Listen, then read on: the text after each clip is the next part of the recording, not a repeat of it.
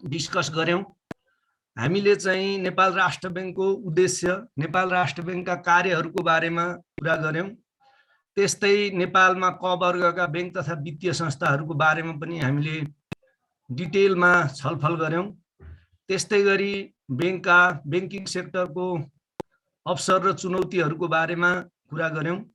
त्यस्तै गरी नेपालको आर्थिक विकासमा बैंकिङ क्षेत्रको भूमिका भन्ने विषयमा मोटामोटी हामीले छलफल गऱ्यौं।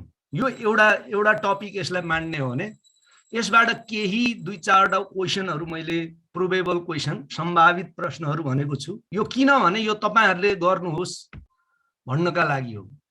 र के गर्नु पर्यो भन्दा यो स्लाइडको आधारमा तपाईहरुले Recording in progress. यो क्वेशन गर्नु पर्यो र तपाईले गरिसकेपछि यसलाई चाहिँ तपाईले यसैबाट कपी गर्न सक्ने छ। यसबाट कपी गरेर केही 2-4 लाइन आफूले लेखेर एउटा वर्ड डकुमेन्ट बनाउनुस् प्रत्येक क्वेशनको, र तपाईले त्यो पहिला हेर्नुस् अनि पछि आफ्नो कपीमा आफै प्र्याक्टिस गर्नुस् र त्यो एन्सरसँग यसलाई आफ्नो एन्सरलाई कम्पेयर गर्नुस्। त्यही मोडालिटीमा यो भन्दा अगाडिको ग्रुपले पनि गरेको छ। मैले भनेको कुरा बुझ्नुभयो नि। जस्तै म 1 नम्बरको सम्भावित प्रश्नहरू भाइ बहिनीले देखिराख्नु भएको छ। यसमा 1 नम्बरको एउटा सामान्य प्रश्न के छ, बैंकको सामान्य अवधारणा प्रस्तुत गर्दै यसको प्रकारहरूको छोटो वर्णन गर्नुहोस् भनेर मान्नुस् क्वेशन सोधियो भने अब तपाईले यसको उत्तर यहाँबाट लिने हो। यहाँ हामीले जुन फर्स्ट डेमा पढेका थियौं बैंकको सामान्य अवधारणा भन्ने कुरा चाहिँ पहिलो दिनको बैंक शब्द कहाँबाट आयो, बैंकस, बैंकका, यो अनि कसरी विकसित हुँदै गयो, सर्टमा यो भयो हैन। यो बैंक यो गर्नु पर्यो, यिनीहरु यो लेख्नु पर्यो। यति मैले जुन हाइलाइट गरेको छु यसलाई त कपी पेस्ट गर्नुस् आफ्नो वर्ड फाइलमा। त्यसपछि वाणिज्य बैंकका कार्यहरू भनेको छ हैन। त्यहाँ वाणिज्य बैंकका कार्यहरू भनेपछि अब यो बैंकका प्रकार भए यसमा लेखिराख्नु परेन। अब वाणिज्य बैंकका सामान्य कार्यहरू यहाँ पछाडी छन्। यो बैंकका कार्यहरू जुन परम्परागत कार्य र चाहिँ आधुनिक कार्य छन् त्यसलाई तपाई सर्टमा लेख्नुस् र यिनीहरुको यो लङ क्वेशन भएपछि यो एक क्वेशन लङमा आयो भने यिनीहरुको सानो 2-3 लाइन व्याख्या गर्नुस् र सर्ट क्वेशन आयो भने व्याख्या गर्नु आवश्यक छैन। तपाईले सोझै यी प्वाइन्टहरु लेख्न सक्नुहुन्छ। त्यस्तै गरी अर्को क्वेशन छ। अर्को क्वेशन तपाईहरु यो क्वेशन फोटो खिच्न चाहनुहुन्छ भने खिच्नुस्, किनभने यो तपाईको नोटमा पुरानो नोटमा यो छैन। त्यसैले मैले फोटो खिच्न चाहने भाइ बहिनीले फोटो खिच्न पनि सक्नुहुन्छ। र यहाँ अर्को क्वेशन छ, नेपाल राष्ट्र बैंकका उद्देश्य र कार्यहरू उल्लेख गर्नुस् भनेर छ। यो चाहिँ तपाईको लङै क्वेशनमा आउँछ, किनभने उद्देश्य मात्रै पनि छैन, कार्यहरू मात्रै छैन। कार्यहरू मात्रै भन्यो भने पनि सर्टमा आउन सक्छ, उद्देश्य मात्रै भन्यो भने पनि सर्टमा आउन सक्छ। उद्देश्य र कार्यहरू भन्ना साथ के हुन्छ, यो लङ क्वेशनमा आउँछ भाइ बहिनी। यो तपाईले फोटो खिच्न सक्नुहुन्छ यी क्वेशनहरुको।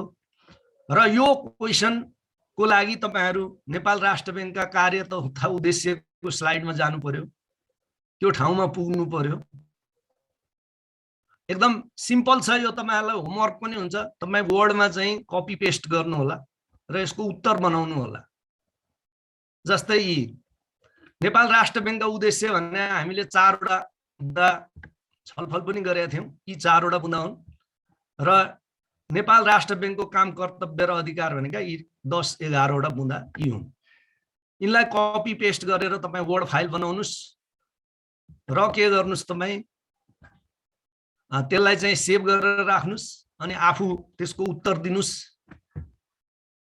दिनुस् अनि कम्पेयर गर्नुस्, कुन प्वाइन्ट छुट्यो कुन प्वाइन्ट छुटेन भनेर तपाईले त्यसको उत्तर दिन सक्नुहुन्छ हैन। यहाँसम्म नेपाल राष्ट्र बैंकको 2 नम्बरको उत्तर त्यसरी लेख्नु होला। तपाईलाई होमवर्क पनि भयो। पछि फेरि बीचमा चाहिँ फिडब्याक एक्जाम लिने बेला पनि यस्तै खालको क्वेशन आउँछन्। यिनै आउला भन्ने छैन, तर यस्तै खालले हामी गर्छौं।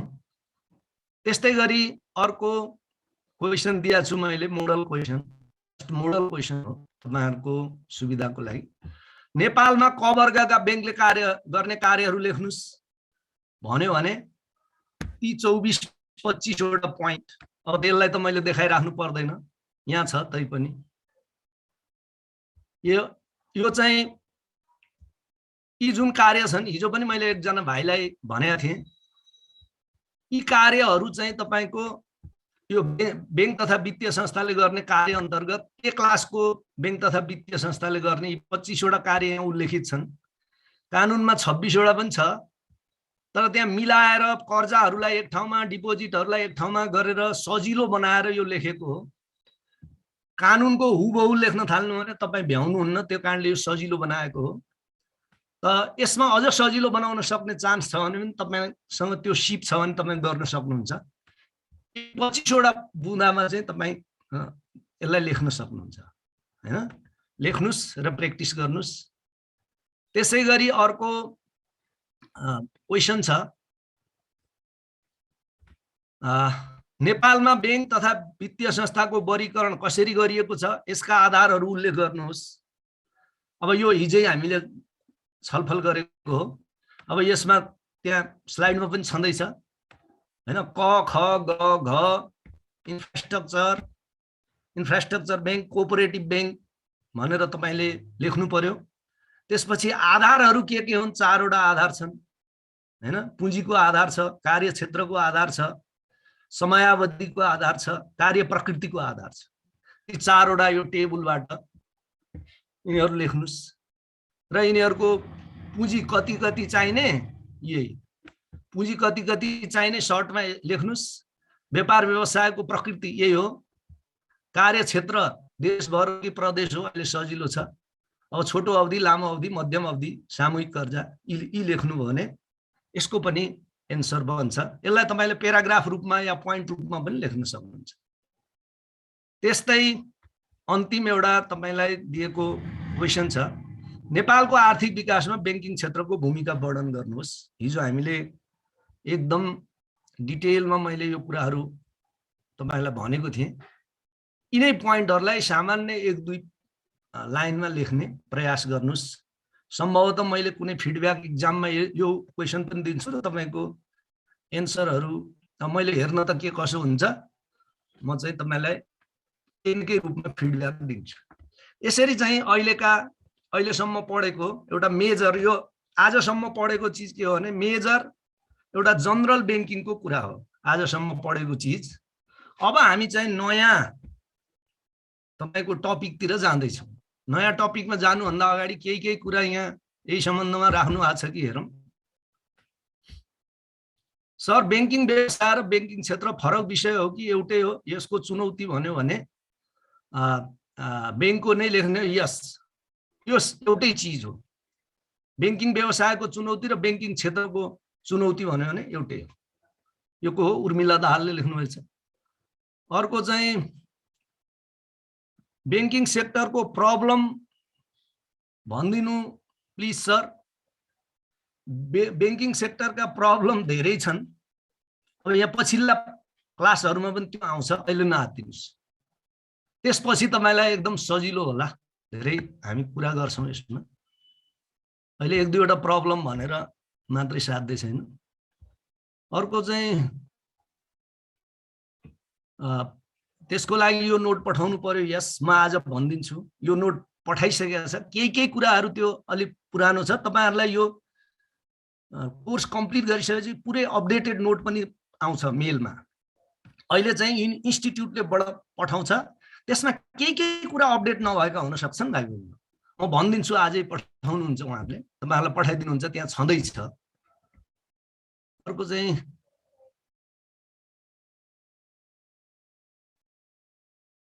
नेपाल राष्ट्र बैंकको कार्यहरू भने यो 25 वटा हैन। क वर्गका बैंकहरूको कार्य भन्यो भने 25 वटा हो। नेपाल राष्ट्र बैंकको त 10-11 वटा पोइन्टहरु छ। सरोज यादवजी, प्रत्येक टपिकको सम्भावित प्रश्न बनाउनुस् है सर। Very good. म प्रत्येक टपिकको बन्छ। अझ आउने टपिकमा झन् बढी प्रश्नहरू बन्छ। यो जनरल बैंकिङ हो।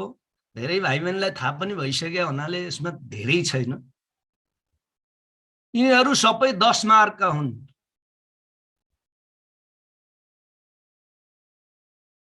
अरु बैंकको फंक्सन ख वर्ग ग वर्ग घ वर्ग इन्फ्रास्ट्रक्चरको फंक्सन तपाईको सिलेबसमा छैन। तपाईलाई चाहिएको खण्डमा म नोट फाइनल नोटतिर त्यो पनि हाल्दिउँला, मसँग छँदैछ। Thank you very much. अहिलेलाई यति गरौँ। अब म नयाँ टपिकतिर तपाईलाई लान्छु।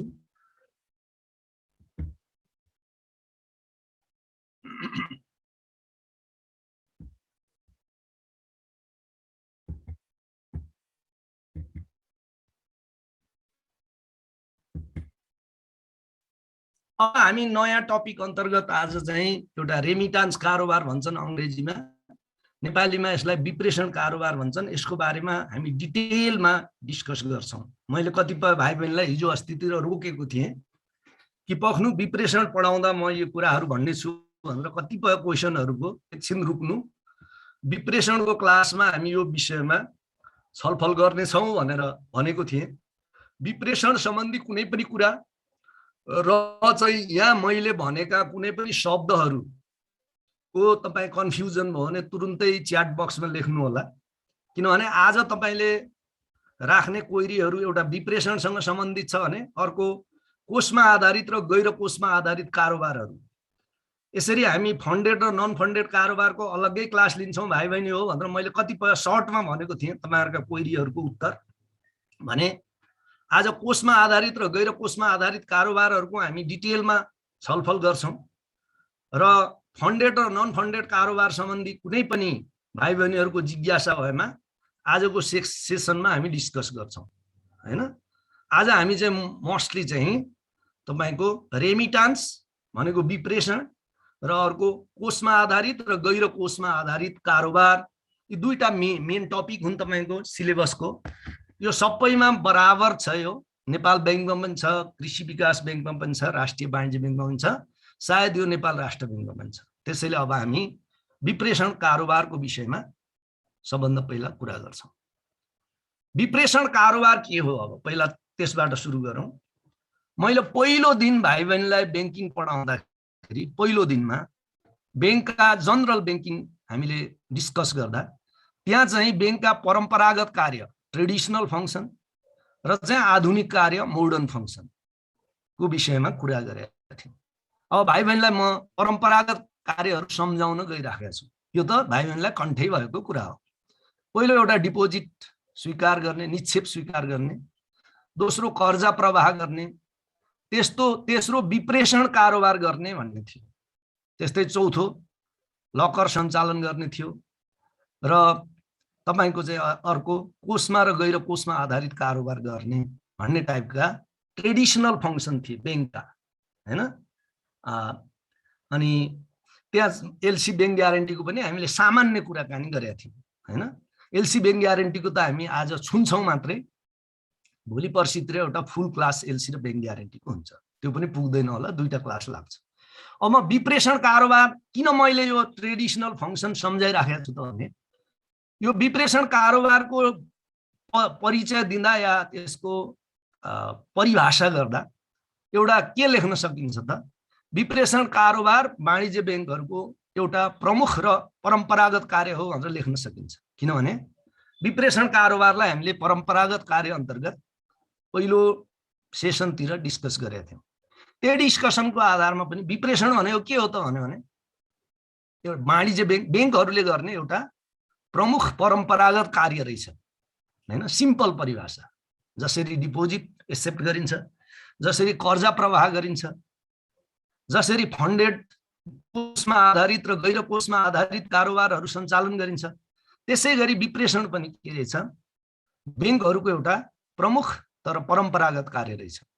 अब त्यही लेखेको छ, विप्रेषण कारोबार वाणिज्य बैंकहरूको एउटा प्रमुख कार्य हो। अब यसमा खास के हुन्छ त? तपाईँ हामीलाई थाहा छँदैछ। यसमा चाहिँ रकम एक ठाउँबाट अर्को ठाउँमा स्थानान्तरण गरिन्छ। विप्रेषण कारोबारमा गर्ने के हो? अंग्रेजीमा हामी फन्ड ट्रान्सफर भन्छौं र नेपालीमा चाहिँ के? रकम स्थानान्तरण गर्छौं। एक स्थानबाट अर्को स्थानमा रकम स्थानान्तरण गर्छौं। कोही भाइ बहिनीलाई धनगढी राष्ट्रिय वाणिज्य बैंकको धनगढी शाखाबाट खर्च गर्नका लागि 10,000 उहाँको बुवा आमाले यहाँ सिंहदरबार शाखामा पठाउनु हो भने त्यो के हो? विप्रेषण हो। त्यहाँ के हुन्छ? फन्ड ट्रान्सफर भइरहेका हुन्छ। यस्ता विभिन्न अरू किसिमका ट्रान्सफरका फेसिलिटी पनि छन् हैन। त के रहेछ अब पोइन्टमा सम्झिनु पर्दा यो चाहिँ एउटा प्रमुख कार्य रहेछ रेमिटान्स, परम्परागत कार्य रहेछ र यसमा काम चाहिँ के हुँदो रहेछ त भन्दा एक स्थानबाट अर्को स्थानमा रकम पठाउने या स्थानान्तरण गर्ने कार्य हुँदो रहेछ हैन। अब यस कारोबारमा मुख्य गरी 3 पक्ष रहेका हुन्छन्: रकम पठाउने, रकम प्राप्त गर्ने र बैंक हैन। रकम पठाउने, रकम प्राप्त गर्ने र बैंक, 3 पक्ष मुख्यतया हैन। कहिलेकाहीँ 2टा बैंक हुन सक्छन् हैन। अनि रकम प्राप्त गर्ने व्यक्ति, रकम पठाउने व्यक्ति र रकम प्राप्त गर्ने व्यक्ति एउटै पनि हुन सक्छ हैन। त्यो एक्सेप्सन हो। तर जनरली के हुन्छ, बीचमा बैंक हुन्छ, एउटा रकम प्राप्त गर्ने व्यक्ति हुन्छ, अर्को रकम पठाउने व्यक्ति हुन्छ साधारणतया। तर कुनै व्यक्ति वा संस्थाले आफ्नै खाता वा नाममा समेत रकम पठाउन सक्छन्। त्यसो गर्दा के हुने हो त? बैंक र त्यो व्यक्ति मात्रै, 2टा पक्ष पनि हुन सक्दो रहेछ एक्सेप्सनल केसमा।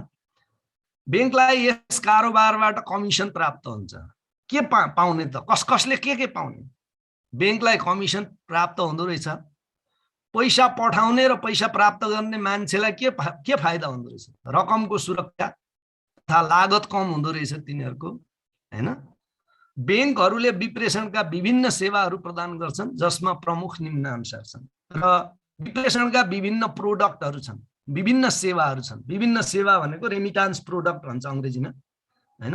नेपालमा पनि यी प्रोडक्टहरू छन् र फन्ड ट्रान्सफर गर्ने यी विधिहरू हुन्। रेमिटान्स भनेको, विप्रेषण भनेको रकम स्थानान्तरण गर्ने रहेछ एक स्थानबाट अर्को स्थानमा। त त्यो गर्नका लागि निम्नलिखित सेवाहरू रहेछन्। यसलाई प्रोडक्ट भन्छन्।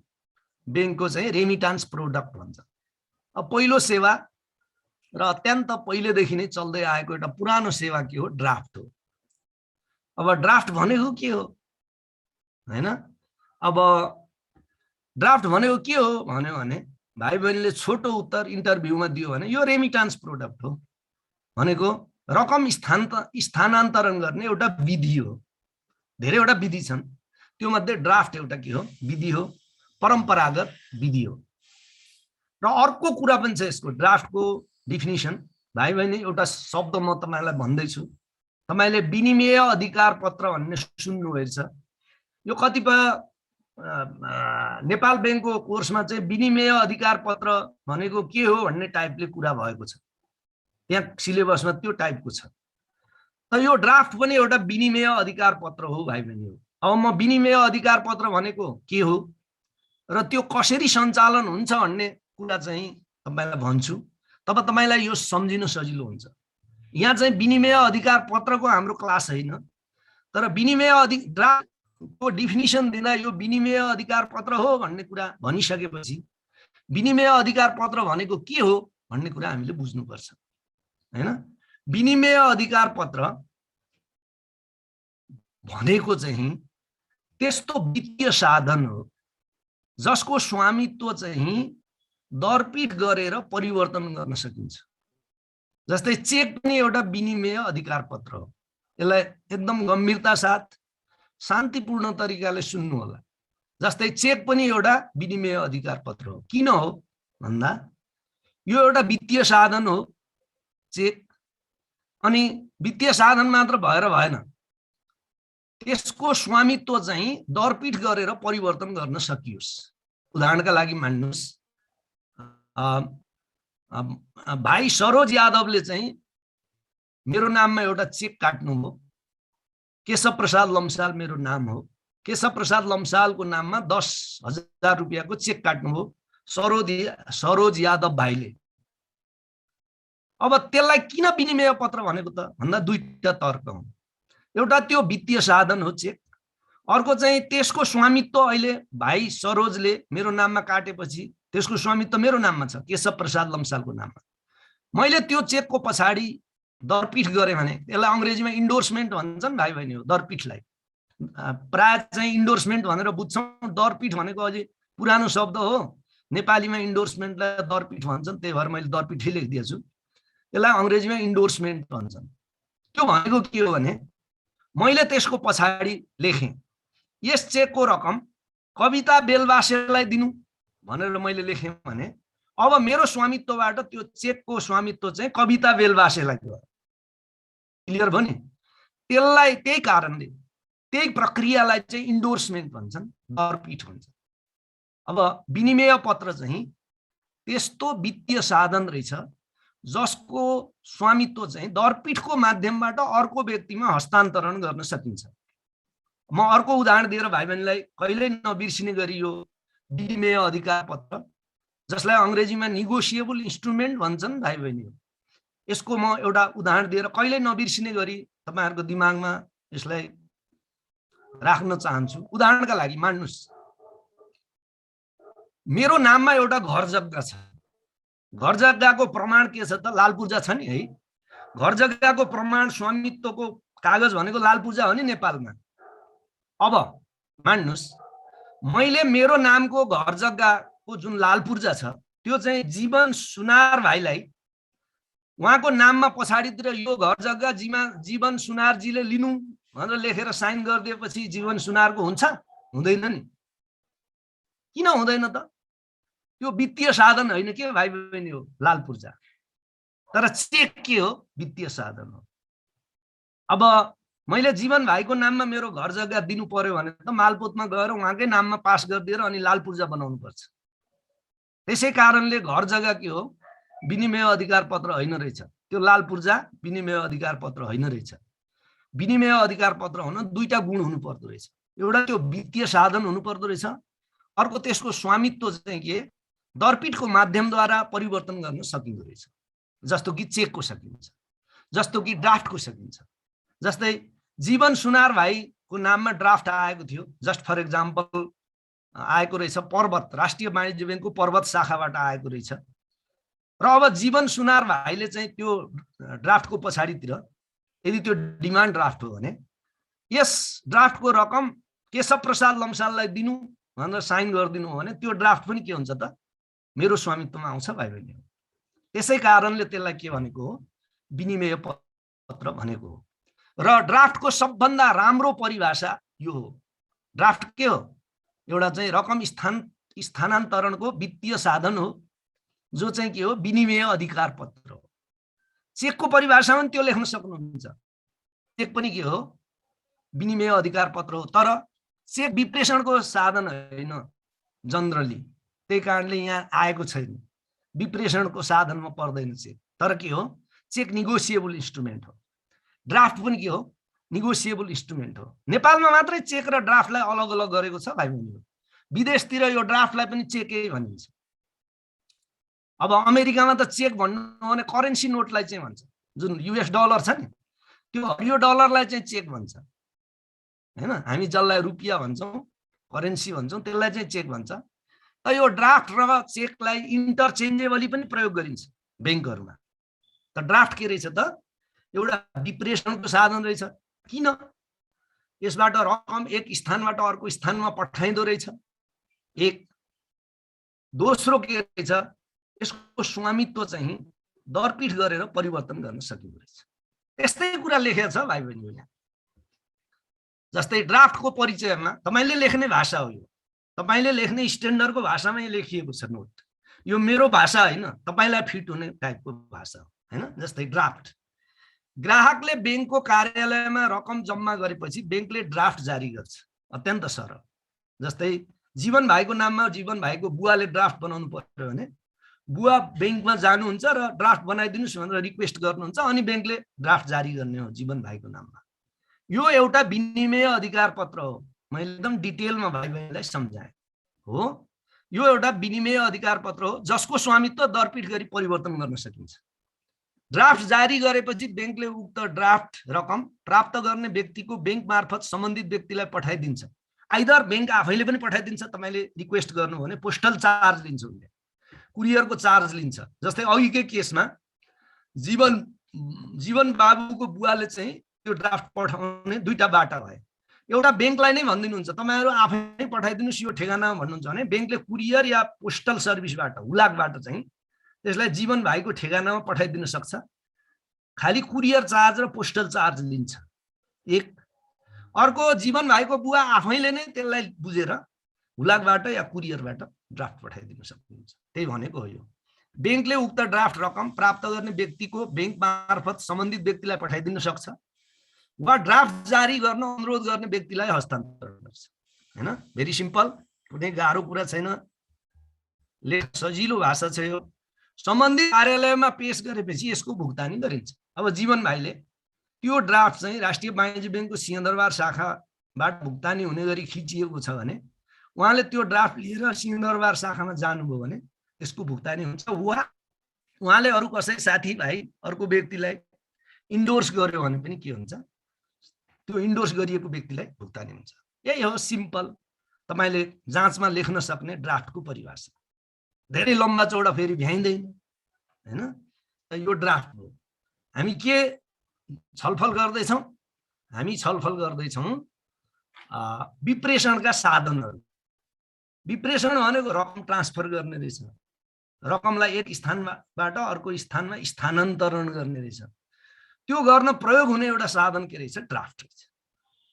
त्यस्तै अर्को साधन छ म्यानेजर्स चेक, केसियर्स चेक र पे अर्डर। यो एउटै चीज हो, यसलाई भिन्न भिन्न ठाउँमा भिन्न भिन्न बैंकले भिन्न भिन्न नाम दिया छन् भाइ।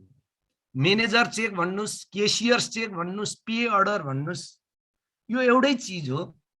कुनै देशमा यसलाई केसियर्स चेक भन्छन्, कुनै देशमा पे अर्डर भन्छन्, कुनै देशमा कुनै बैंकले म्यानेजर चेक भन्छ, हामी नेपालमा पे अर्डर भन्छौँ जनरली।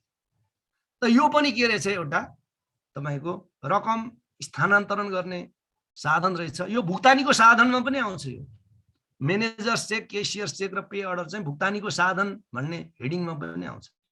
भुक्तानीका साधन अनुसार साधनहरूमा नगद भुक्तानी, cheque, managers cheque, cashier cheque, pay order cheque, यी भुक्तानीका साधन हुन् है। त्यस अन्तर्गत पनि यो managers, cashier cheque, pay order आउँछ। अब यो भनेको के हो? यो सिम्पल हो।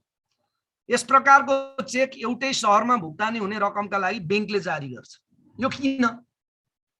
जस्तै राष्ट्रिय वाणिज्य बैंकले 1 लाख रुपैयाँको स्टेशनरी किन्यो के भाइ बहिनी? अब त्यो किन्यो भने त त्यो बेच्ने जुन सप्लायर छ त्यसलाई पैसा दिनु पर्यो नि 1 लाख रुपैयाँ। उसले बिल दिन्छ, त्यो बिलको अगेन्स्टमा के गर्नु पर्यो? भुक्तानी दिनु पर्यो। हुन त आजकल सम्पूर्ण कागजात पुरा भएपछि सोझै उनको खातामा राख्दिन पनि सकिन्छ। आफ्नै बैंकमा छ भने सोझै उहाँको खातामा क्रेडिट गर्न सकिन्छ वा इन्टर बैंक पेमेन्ट आइपीएस बाट चाहिँ सोझै अर्को बैंकमा खाता भए पनि सोझै त्यहाँ राख्दिन पनि सकिन्छ। तर यो चाहिँ एउटा परम्परागत तरिका हो। उनलाई चाहिँ एउटा बैंकले चेक दिन्छ, त्यो चेक चाहिँ त्यो बैंकको जुनसुकै शाखामा वरिपरिको शाखामा गयो भने भुक्तानी प्राप्त हुन्छ।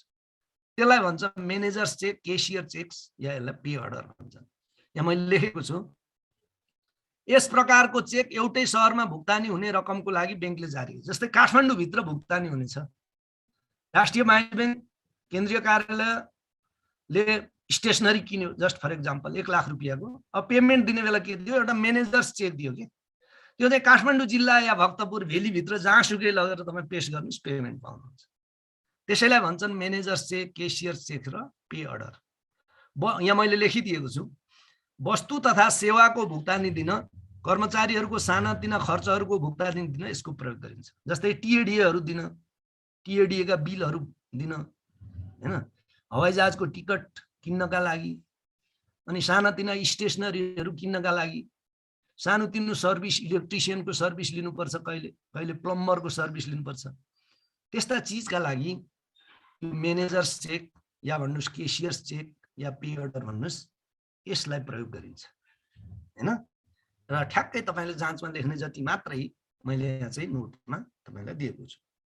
त्यस्तै गरी अर्को हो टिटी। यसलाई चाहिँ फुल फर्ममा टेलिग्राफिक ट्रान्सफर भन्छन्। यो चाहिँ एकताका बहुतै प्रचलनमा थियो, अहिले पनि यो प्रचलनमा छ, तर यसको प्रचलन अत्यन्त कम भइसकेको छ भाइ बहिनी। किनभने फ्याक्स ट्रान्सफर र विभिन्न रेमिटान्स प्रोडक्टहरू आइसकेका छन्। अहिले हामी एकछिनमा त्यसको पनि कुरा गर्छौँ। अहिले पनि तर टिटीको प्रयोग हुन्छ। जस्तै यो इन्टरनेसनल पनि हुन्छ टिटी, कुनै कुनै अस्ट्रेलियाको युनिभर्सिटीले सोझै ड्राफ्ट या टिटी मागिराखेको हुन्छ भाइ बहिनी हो। स्क्यान्डिनेभियन कन्ट्रीका युनिभर्सिटीले पनि तपाईहरु पढ्न जानुभयो भने जाने व्यक्तिका लागि कलेजकै नाममा टिटी या ड्राफ्ट मागिराखेको हुन्छ हैन। अहिले पनि प्रयोगमा छ, तर 1-2 दशक अगाडि जुन लेभलको प्रयोगमा यो थियो अब छैन।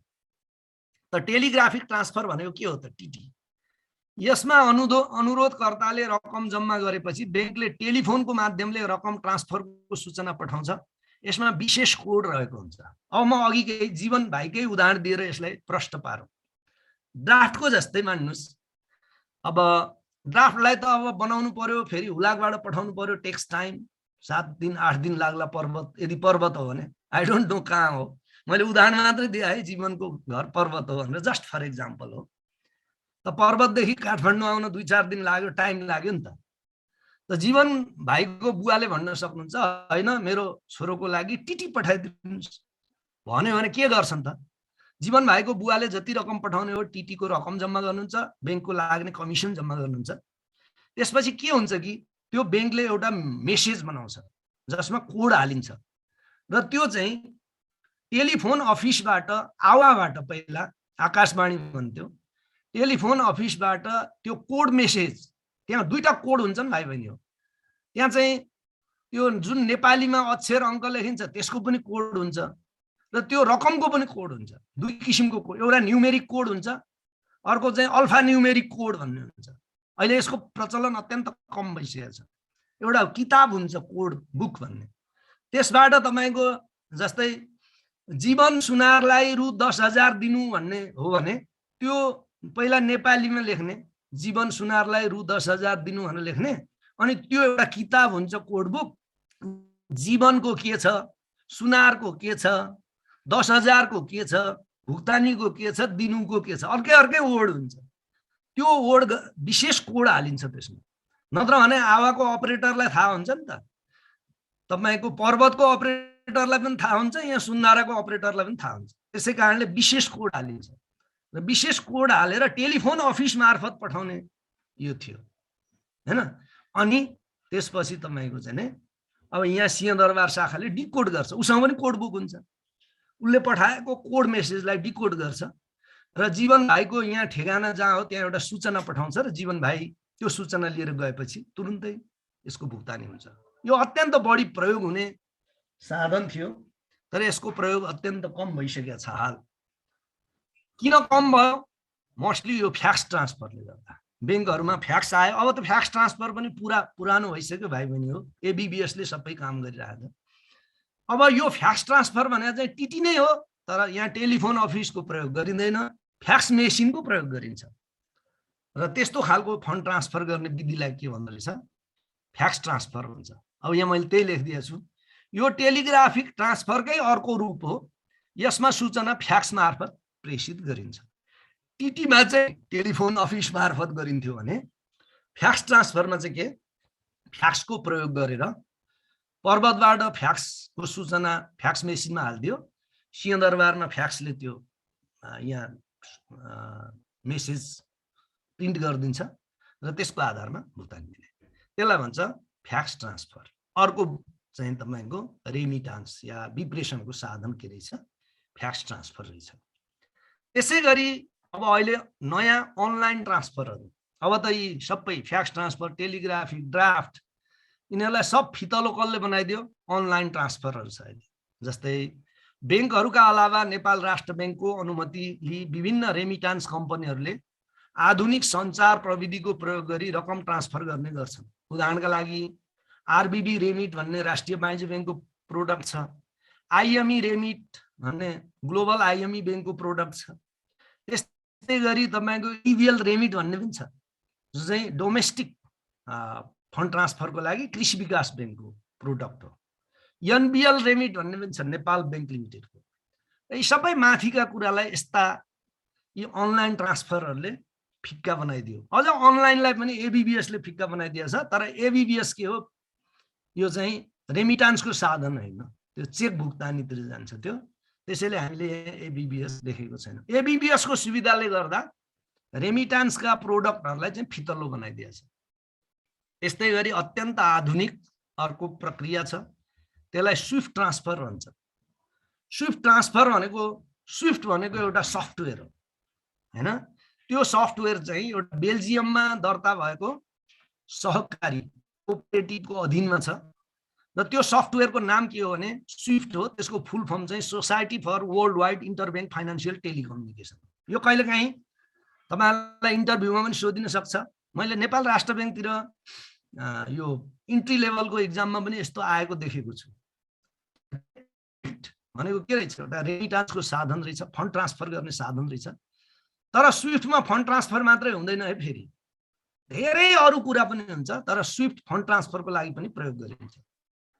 त के बेल्जियममा दर्ता गरिएको एक सहकारी society for world wide interbank financial telecommunication भनेको यो सफ्टवेयर हो, ले रकम ट्रान्सफर गर्न आधुनिक प्रविधि प्रयोग गर्छ। यो सबैभन्दा विश्वासिलो माध्यम मानिन्छ। अहिलेसम्म भएका चिजमध्ये सबैभन्दा विश्वासिलो साधन यसलाई मानिन्छ। यस अन्तर्गत 6500 ब्याङ्क तथा वित्तीय संस्था काम गर्छन्। अब पहिला 2-3 वर्ष अगाडि यो सबैभन्दा सुरक्षित हो, यो हालसम्म ह्याक भएको छैन भन्ने मेरो नोट थियो भाइ बहिनी। तर अब यो हालै चाहिँ यो सिस्टममा ह्याक भयो। नेपालमा तपाईले सुन्नुभयो होला, यो एनआइसी एसियामा ह्याक भयो, 35-40 करोड रुपियाँ त्यहाँबाट हरायो। थुप्रो 2-3 अरबै गएको थियो, अरू चाहिँ रिकभर भयो, 30-35 करोड रिकभर हुन सक्यो। त्यस्तै गरी बङ्गलादेशको केन्द्रीय ब्याङ्कबाट अरबौं रुपियाँ ह्याक भएर चाहिँ गमन गरियो, यहाँबाट चाहिँ फ्रडुलेन्ट एक्टिभिटी भयो। र हालै चाहिँ यो सिस्टम के हो, 2 वर्ष अगाडितिर ह्याक भयो। तापनि यो भन्दा अर्को सुरक्षित सफ्टवेयर आजका मितिसम्म छैन। त्यसैले नेपालका र संसारका धेरै ब्याङ्कहरूले स्विफ्ट प्रयोग गरेर फन्ड ट्रान्सफर गर्ने गर्छन् र त्यसलाई के भन्छ, स्विफ्ट ट्रान्सफर भन्छन्। त्यो पनि के रहेछ, विप्रेषणको एउटा साधन। अब यो त विप्रेषणका साधनहरू भए। त्यसै गरी विप्रेषणको अर्को खालको वर्गीकरण पनि छ। जस्तै तपाईहरुको फेरि सब टपिकमा लेखिएको छ, माथि उल्लेख भए बाहेक विप्रेषण कारोबारलाई निम्नानुसार समेत वर्गीकरण गर्न सकिन्छ। कारोबारलाई यी चाहिँ के हुन्, विप्रेषणका साधन हुन् हैन, रेमिटान्सका प्रोडक्टहरू हुन् यी चाहिँ माथिका भने। अब क्लासिफिकेसन चाहिँ यो तलको हो, आन्तरिक विप्रेषण र बाह्य विप्रेषण। आन्तरिक विप्रेषण भनेको के हो, यदि रकम देशभित्र ट्रान्सफर गरिन्छ भने त्यसलाई आन्तरिक विप्रेषण भन्छ। उदाहरणका लागि अघि जीवन भाइको उदाहरण दिएर हामीले जुन उदाहरण दियौं त्यो के हो, आन्तरिक विप्रेषण हो भने मान्नुस् मेरो भाइले कोरियाबाट मलाई पैसा पठाइदियो $1000 भने त्यो के हो, बाह्य या वैदेशिक विप्रेषण हो हैन। यसरी विप्रेषणलाई आन्तरिक विप्रेषण र बाह्य विप्रेषणको रूपमा पनि वर्गीकरण गर्न सकिन्छ। त्यस्तै अर्को वर्गीकरण पनि छ यसको, त्यसलाई चाहिँ भित्री विप्रेषण इनवार्ड रेमिटान्स अंग्रेजीमा भन्छन् भने, बाहिरी विप्रेषण आउटवार्ड विप्रेषण आउटवार्ड रेमिटान्स भन्छन्, अर्को वर्गीकरण। अब भित्री विप्रेषण भनेको के हो, बाहिरी विप्रेषण भनेको के हो, अंग्रेजीमा यसलाई इनवार्ड रेमिटान्स र आउटवार्ड रेमिटान्स भन्छन्। यो चाहिँ ब्याङ्कको आन्तरिक प्रयोजनको लागि भएको चिज हो।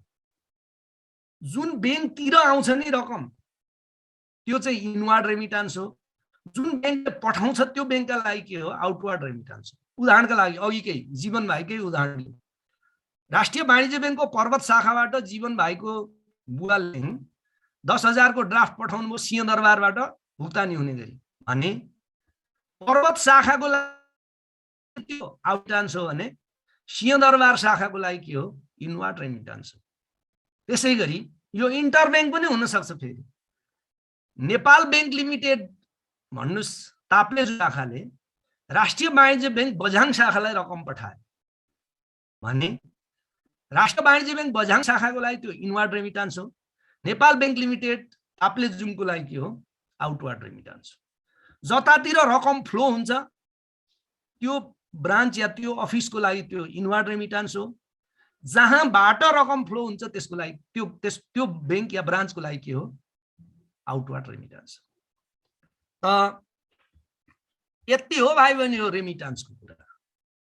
अब म तपाईहरुका क्वेरीमा जान्छु, 28 वटा छ अनि म फन्डेड र नन फन्डेड फेसिलिटी त अगाडि बढ्छु। ल अर्को चाहिँ रेमिटान्स नेपालका लागि किन महत्त्वपूर्ण छ? भेरी गुड, यो क्वेसनै आएको थियो। यो चाहिँ म कुनै अर्को दिनतिर पढाउँछु, यो अलगै टपिक हो, यो वैदेशिक रेमिटान्सको कुरा हो। नेपालको अर्थतन्त्रमा यसको कन्ट्रिब्युसन के छ भनेर क्वेसनै आएको छ। एकदम हामी डिटेलमा यसको व्याख्या गर्छौँ, अहिले भनेर सकिँदैन हैन। समुदायलाई के फाइदा छ, राष्ट्रलाई के फाइदा छ, व्यक्तिलाई के फाइदा छ, के बेफाइदा छ, बेफाइदा पनि छ हैन, ती बारेमा हामी कुरा गर्छौँ। एकदम यही क्वेसन आएको छ, यहाँ भाइले कसैले लेख्नुभएछ। अब रेमिटान्सको विशेषता मात्रै त भाइ बहिनी हो, एक ठाउँबाट अर्को ठाउँमा छिटो छरितो रकम पठाउने हो, त्यही हो विशेषता।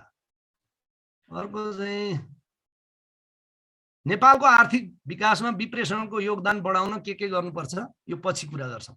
यो अर्कै टपिक हो, अहिले यो रेमिटान्सको कुरा हैन, त्यो चाहिँ इकोनोमिक्सको टपिक हो, तर मैले पढाउँछु तपाईहरुलाई हैन। इकोनोमिक्सको टपिक हो त्यो, तर मैले एकपटक चाहिँ बैंकिङमै सोधिराखेको छु, त्यसै कारणले मसँग नोट पनि छ, मैले तपाईलाई पढाउँछु।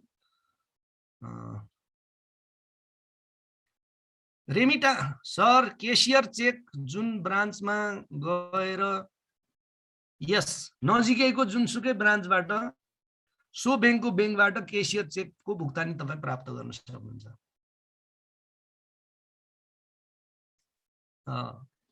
रेमिटान्स बिजनेसलाई प्रभावकारी रूपमा अगाडि बढाउन ग्रामीण र शहरी क्षेत्रको वर्गीकरणको आधारमा के कस्तो कार्य गर्नु पर्ला? अब शहरी क्षेत्रमा चाहिँ आधुनिक रेमिटान्सका साधनहरूको प्रयोग गर्नु पर्यो, स्विफ्ट ट्रान्सफर, फ्याक्स ट्रान्सफर। ग्रामीण क्षेत्रमा ड्राफ्ट टिटीको कारोबार पनि गर्नु पर्यो हैन। ग्रामीण क्षेत्रमा चाहिँ तपाईको एजेन्टहरु मार्फत पनि रेमिटान्सको कारोबार गर्नु सकियो, जहाँ ब्रान्च छैनन् हैन। ब्रान्च नभएको ठाउँमा एजेन्टको प्रयोग गरेर पनि रेमिटान्सको कारोबार गर्न सकिन्छ। ड्राफ्ट टिटी जस्ता परम्परागत साधनहरूको प्रयोग गरेर पनि गर्न सकिन्छ। अब शहरी क्षेत्रमा स्विफ्ट ट्रान्सफर, फ्याक्स ट्रान्सफरहरूलाई तपाईको चाहिँ प्रयोग गर्नु पर्यो, यस्तै कुराहरू आउँछन्। अर्को चाहिँ नन फन्डेड बिजनेसमा रेमिटान्स बिजनेसको इफेक्टिभनेस भनेर सोधेमा के गर्ने? यो सोध्दैन, यो क्वेसनै गलत हो। यो चाहिँ मैले पहिला पनि भनिसकेको छु, एकछिन पछि पनि भन्छु म। यो कसले भन्यो? यो सुशीला बहिनीले।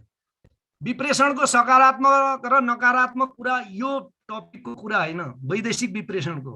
मैले अघि नै भने त्यसको हामी अर्को दिन एकदम डिटेलमा डिस्कस गर्छौं।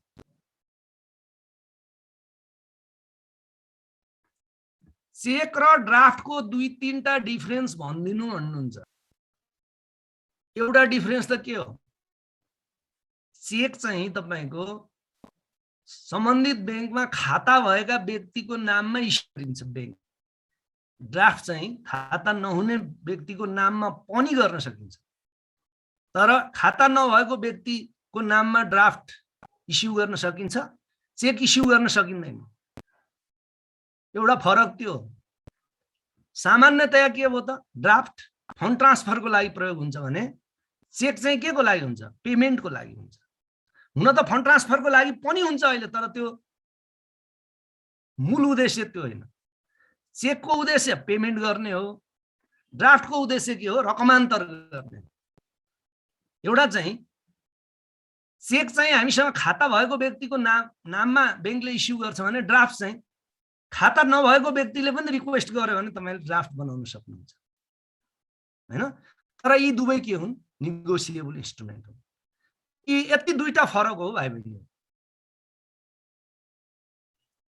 हुन्डी पर्दैन हो बाबु, हुन्डी चाहिँ भेरी गुड। हुन्डी चाहिँ तपाईको रेमिटान्सको साधन हो, तर त्यो गैर कानुनी साधन भएको हुनाले यहाँ उल्लेख नगरेको हैन। तर पहिला पहिला टिटीलाई नै हुन्डी भन्थे, तर अब त्यो भनेर म तपाईलाई अल्झाउन चाहन्न। हुन्डी पनि रेमिटान्सको साधन हो भाइ बहिनी हो, तर त्यो बैंकले गर्दैन, गैर कानुनी रूपमा अरु व्यक्ति तथा संगठनहरूले गर्ने हुनाले त्यसको चर्चा नगरेको हो, त्यसको नोट यहाँ नदिएको हो। अब अर्को ड्राफ्टमा फाइन लाग्छ कि नाइ सर? फाइन ड्राफ्टमा फाइन लाग्दैन बाबु, ड्राफ्टमा कमिसन चाहिँ लाग्छ। ड्राफ्ट खिच्नु पर्यो भने हजुरले कमिसन तिर्नुपर्छ। ड्राफ्टमा तपाईलाई कुनै किसिमको फाइन लिँदैन। अरु यशोदा नानीले रेमिटान्सले नेपालको आर्थिक सामाजिक पक्षमा कस्तो प्रभाव पारेको छ मैले भनिसकेँ। यसको कुरा हामी पछि यसको डिस्कस गर्छौं, अहिलेको विषय हैन यो। अर्को चाहिँ अब हेरौं, insider lending, related party lending, evergreening of loan, बासलात सजबोट नियन्त्रण गर्नलाई चुनौती छ भन्न मिल्छ मिल्दैन? यो अहिलेको विषय हैन यो रमेश बाबु, यो अहिलेको विषय हैन। तपाईले धेरै कुरा एकै ठाउँमा मिसाउनु भएछ। ठाउँ ठाउँमा हामी यसको कुरा गर्दै जाउँला, यो अहिलेको विषय हैन। सर फिजिकल क्लास लिन के गर्नुपर्छ मलाई थाहा छैन, इन्स्टिट्युटलाई सोध्नु होला। सर रेमिटान्स बैंकिङ मार्फत हुन्छ कि अरूबाट? यस, रेमिटान्स सधैँ बैंकिङबाट हुन्छ। अरू कम्पनीहरूले पनि नेपाल राष्ट्र बैंकबाट रेमिटान्स गर्ने अनुमति पत्र लिएका हुन्छन्, त्यसैले यसलाई बैंकिङै भन्नु पर्यो। यदि कुनै संस्थाले नेपाल राष्ट्र बैंकबाट रेमिटान्स मात्र गर्ने अनुमति लिया छ भने पनि त्यो एक किसिमको के हो? बैंक हो। तपाईले भनेको ठिक हो कविता, बैंकबाट मात्रै हुन्छ। चेक र ड्राफ्ट मैले भने, हुन्डी भने को भन्छ यो? मेरो एउटा पनि गोपी शाहजी सर मेरो एउटा क्वेशनको पनि एन्सर दिनु हुँदैन भन्छ। के लेख्नु भएछ गोपी शाहजी? ल लेख्नु त, म तपाईको क्वेशनको एन्सर दिने प्रयत्न गरौँला। मैले देखिराखेको छैन, धेरैवटा आइराखेको छ त्यसैले पनि होला। गोपी शाहजीसँग मेरो के दुश्मनी छ र? गोपी शाहजी केही पनि दुश्मनी छैन, तपाई मेरो भाइ छोरा जस्तै हो। तपाईको उत्तर नदिने के कुरा छ? अब विप्रेषण कारोबारमा संलग्न पछि भनेपछि रकम पठाउने बैंक वा शाखा, रकम प्राप्त गर्ने बैंक वा शाखा, रकम पठाउने व्यक्ति, रकम प्राप्त गर्ने व्यक्ति, यही हो। Very good. Asmita SWIFT international ट्रान्जेक्सनको मात्र हुन्छ हो सर? हैन, डोमेस्टिक ट्रान्सफरमा पनि स्विफ्टको प्रयोग हुन्छ। जस्तै नेपाल राष्ट्र बैंकसँगको कारोबारमा एक क्लासका कमर्सियल बैंकले अनिवार्य रूपमा स्विफ्टको प्रयोग गर्छ। पहिला जस्तो चेक काटेर अब हुँदैन। यो आजभन्दा 5-7 वर्ष अगाडिसम्म चेक काट्थ्यौं भने अब हाम्रो इन्टरनल पेमेन्टमा पनि एक क्लासका बैंक र राष्ट्र बैंकहरूको बीचमा हुने पेमेन्ट चाहिँ डोमेस्टिक ट्रान्जेक्सनमा पनि स्विफ्टको प्रयोग हुन्छ। तर पहिला के थियो तपाईले भने जस्तै हो अस्मिता, कि इन्टरनेसनलमा यसको बढी प्रयोग हुन्थ्यो भने नेपालमा यसको प्रयोग आन्तरिक विप्रेषणका लागि पनि हुन थालेको छ।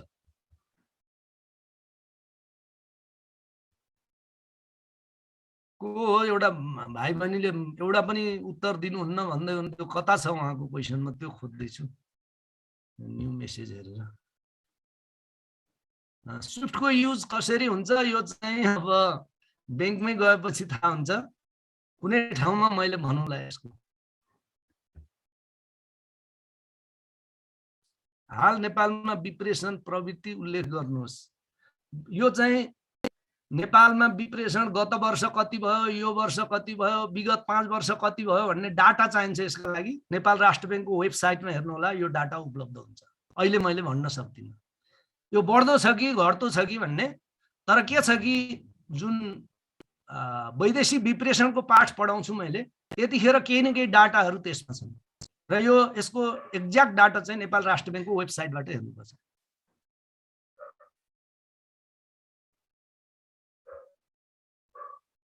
अब त खै त त्यो भाइको के गोपी शाहजी रेमिटान्सको प्रोसेस के हो सर भन्नुहुन्छ। रेमिटान्सको प्रोसेस के हो भने जो व्यक्ति वा संस्थाले, गोपी शाहजी सुन्नुस् तपाईको उत्तर दिँदैछु म, जुन व्यक्ति वा संस्थाले रकम ट्रान्सफर गर्न चाहेको हो उसले रकम जम्मा गर्नु पर्यो बैंकमा, नियमानुसार लाग्ने कमिसन तिर्नु पर्यो र कुन रेमिटान्सको साधनबाट उ पठाउने हो रकम त्यो उल्लेख गर्नु पर्यो। ड्राफ्ट हो कि टीटी हो कि फ्याक्स हो कि स्विफ्ट हो कि त्यो उल्लेख गर्नु पर्यो र त्यसमा नियमानुसार लाग्ने कमिसन तिर्नु पर्यो। त्यति गरिसकेपछि बैंकले चाहिँ ड्राफ्ट हो भने ड्राफ्ट लेखेर त्यो रकम जम्मा गर्ने मान्छेलाई दिन्छ। टीटी हो भने मेसेज बनाएर त्यो शाखामा पठाउँछ। फ्याक्स ट्रान्सफर हो भने फ्याक्सबाट सूचना पठाउँछ, स्विफ्ट ट्रान्सफर हो भने स्विफ्टको मेसेज ट्रान्सफर गर्छ हैन।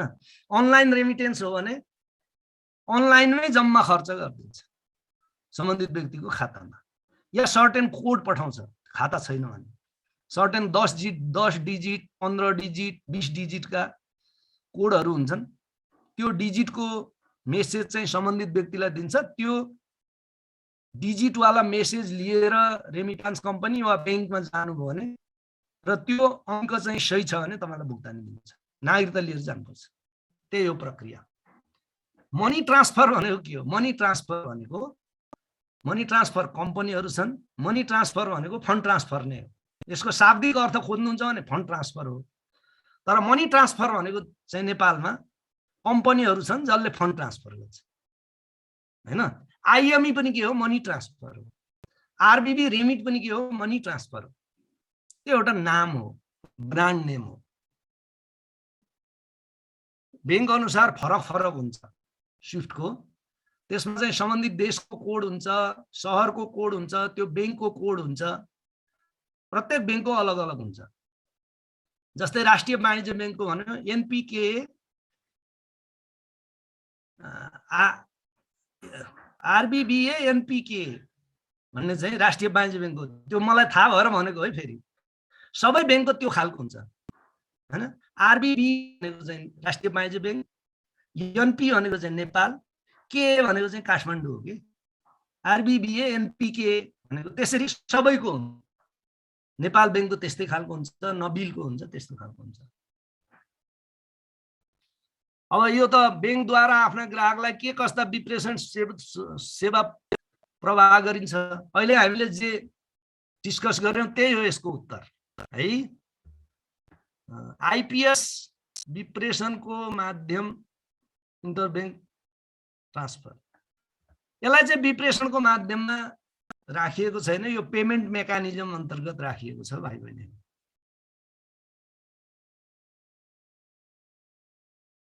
Why use of bank draft instead of check?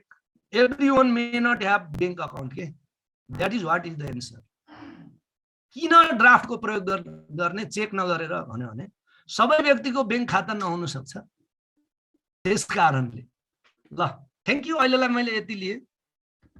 वैदेशिक विप्रेषणको डोन्ट वरी, अर्को एउटा क्लास हुन्छ। ल अब म अर्को सब टपिकतिर जाँदैछु। अर्को सब टपिक के हो?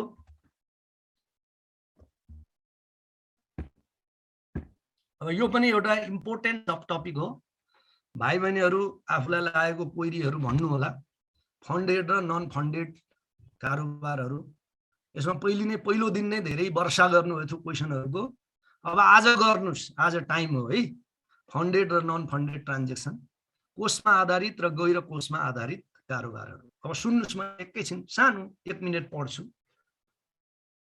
कोषमा आधारित कारोबार भन्ने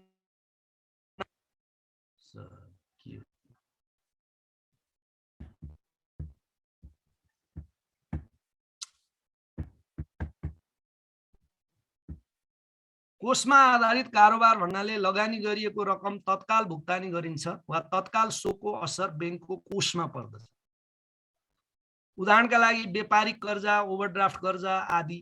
तर गैर कोषमा आधारित कारोबारमा तत्काल रकम भुक्तानी गरिँदैन, तर सम्बन्धित पक्षले रकम भुक्तानी नगरे वा करार उल्लङ्घन गरेमा रकम भुक्तानी गर्नुपर्ने हुन्छ, जस्तो कि बैंक मानक प्रतिपत्र आदि। के रहेछ त? कोषमा आधारित भन्यो भने यस्तो प्रोडक्ट रहेछ।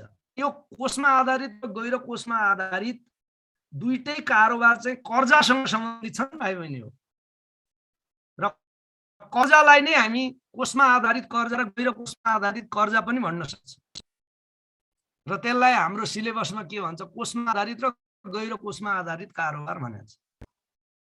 कर्जा दुई खालका हुँदो रहेछन् एउटा वर्गीकरण अनुसार। यस्ता जसमा तत्काल पार्टीले रकम चेक काटेर निकाल्न सक्दो रहेछ, पेमेन्ट लिन सक्दो रहेछ। अर्को चाहिँ त्यस्ता कर्जा जसको लागि पार्टीले रकम निकाल्दैन, खाली बैंकले एउटा प्रतिबद्धता पत्र मात्रै दिन्छ। पार्टीले पेमेन्ट गरेन, पार्टी डिफल्ट गर्यो भने मात्रै बैंकले त्यो अवस्थामा तिर्नुपर्छ। उदाहरणका लागि LC bank guarantee, bill collection पनि हो। त अब भाइ बहिनीले यति कुरा क्लियर हुनु होला, बैंकका सम्पूर्ण कारोबार कोषमा आधारित र गैर कोषमा आधारित हुन्छन् भन्ने दिमागबाट हटाउनु होला।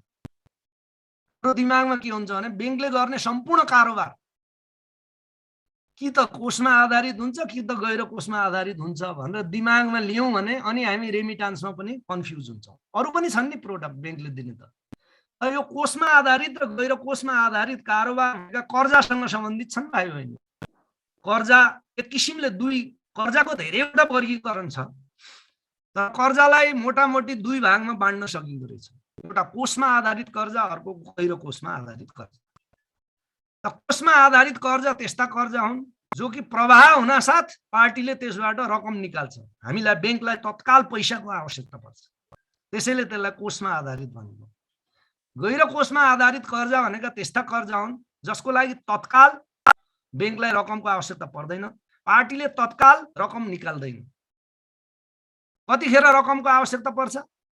जब पार्टीले डिफल्ट गर्यो, पार्टीले आफ्नो कर्तव्य पूरा गरेन भने पैसाको आवश्यकता पर्छ। उदाहरणका लागि यहाँ लेखेको पनि छु, जस्तै हामीले हाइपोथिकेसन कर्जा दियौँ आज 10 लाखको भने भोलि नै पार्टीले त्यो 10 लाख रुपियाँ निकाल्न सक्छ चेक काटेर। हामीलाई तत्काल कोषको आवश्यकता पर्छ, फन्डको आवश्यकता पर्छ।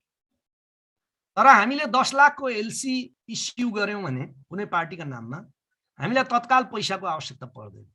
धेरै पछि जब पार्टीले डिफल्ट गर्यो भने या पार्टीले तिर्न असक्षम भयो भने मात्रै त्यो के हुन्छ, पैसाको आवश्यकता पर्छ। त्यो गैर कोषमा आधारित कर्जा कोषमा आधारित कर्जामा परिवर्तन हुन्छ पछि गएर।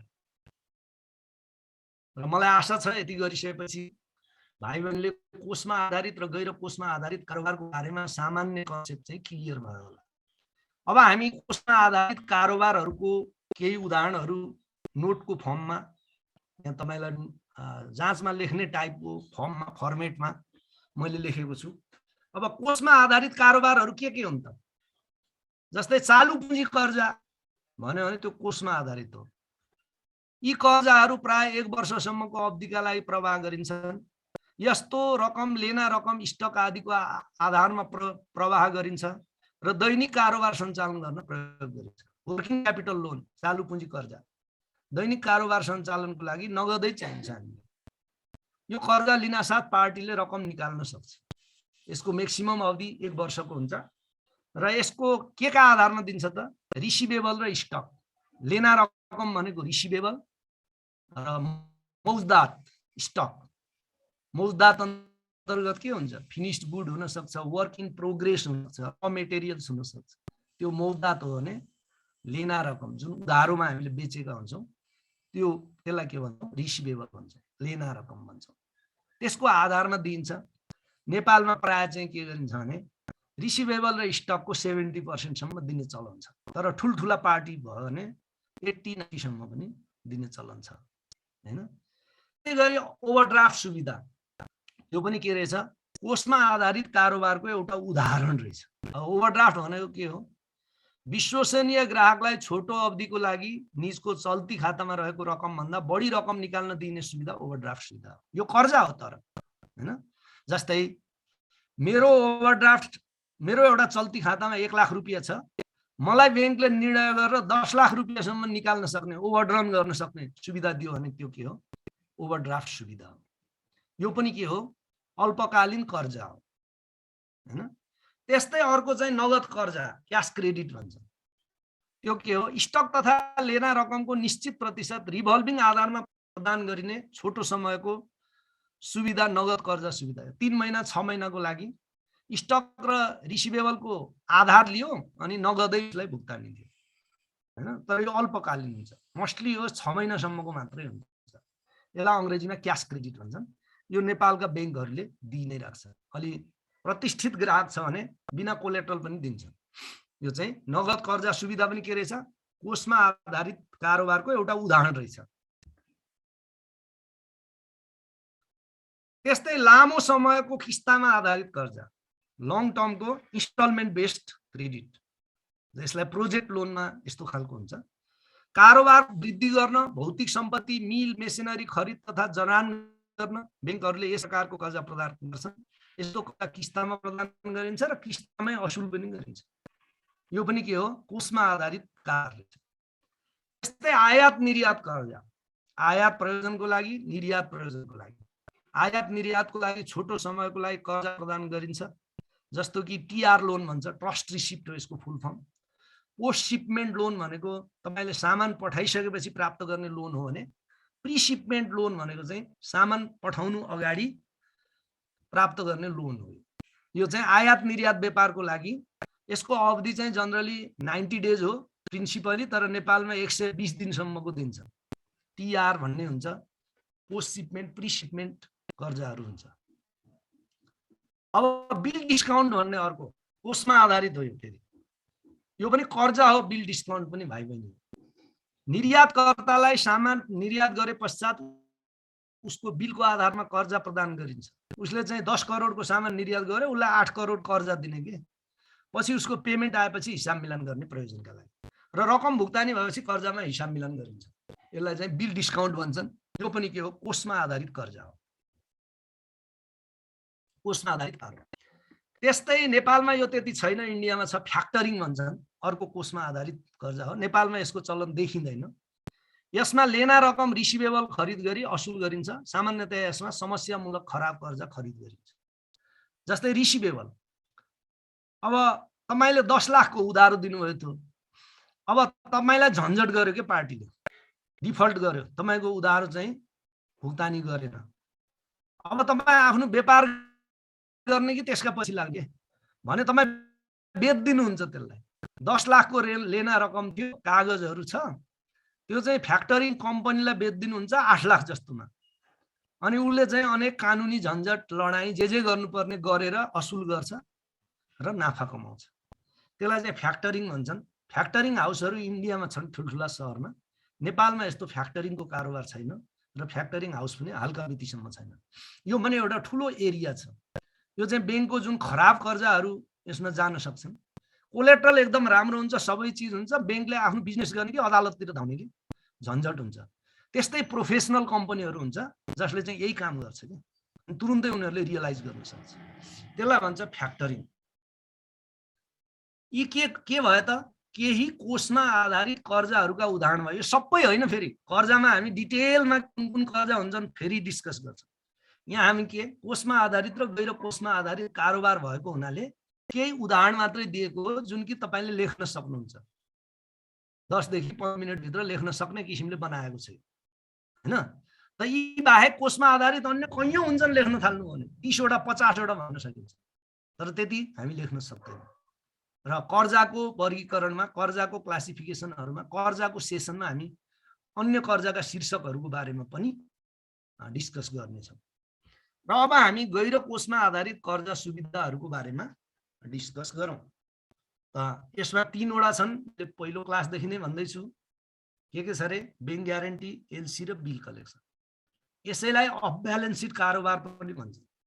अर्को भाषामा बैंक ग्यारेन्टी, अर्को के तपाईको एलसी र बिल कलेक्सनलाई चाहिँ नन फन्डेड बिजनेस पनि भन्छन्, अफ ब्यालेन्स सिट ट्रान्जेक्सन पनि भन्छ। अफ ब्यालेन्स सिट ट्रान्जेक्सन भन्यो भने पनि यही हो। गैर कोषमा आधारित या नन फन्डेड कारोबार भन्यो भने पनि यिनै 3टा हुन्।